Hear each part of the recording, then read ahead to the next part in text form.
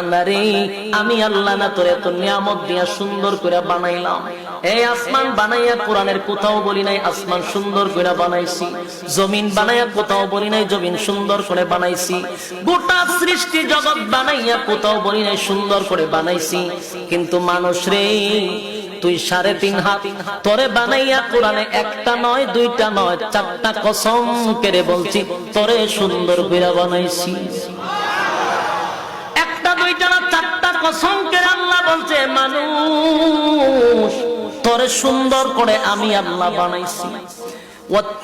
তিন ফলের কসম, জাইতুন ফলের কসম, তুরে সিনিনা সিনাই পর্বতের কসম, হাযাল বালাদিল আমিন পবিত্র মক্কা নগরীর কসম।